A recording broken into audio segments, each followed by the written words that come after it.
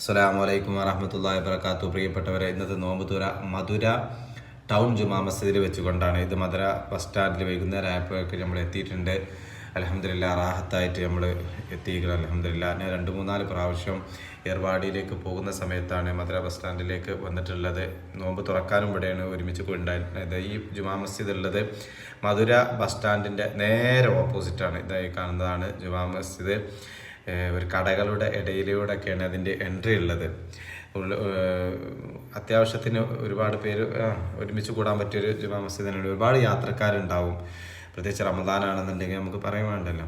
കയറുന്ന സമയത്ത് തന്നെ കഞ്ഞി ഉണ്ടാക്കിയിട്ടുണ്ട് നോമ്പ് തുറക്കാൻ വേണ്ടിയിട്ടും. അതേപോലെ തന്നെ ഓരോ വീട്ടിലേക്ക് എത്തിക്കും. അത് ജാതി മത ഭേദമന്യേ എല്ലാവരിലേക്കും ഇത് കൊടുക്കുന്നുണ്ട്. ഞാൻ കണ്ടൊരു കാഴ്ചയാണത്.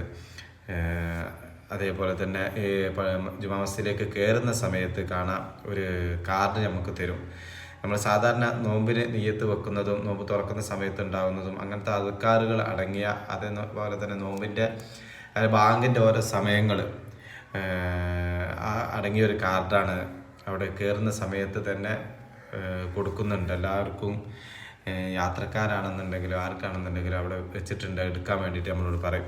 4:45 ആയപ്പോഴേക്കും നമ്മൾ പള്ളിയിലെത്തി. കുറച്ച് സമയം അവിടെ വിശ്രമിച്ചതിന് ശേഷം നോമ്പ് തുറക്കുള്ള സമയമായി.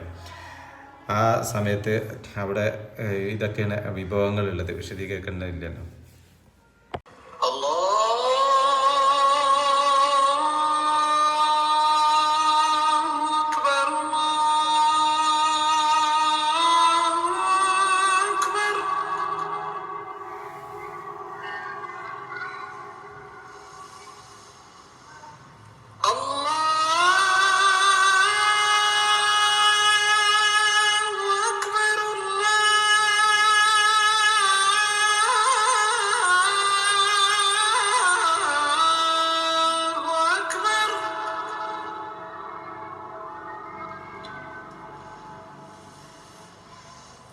أشهد أن لا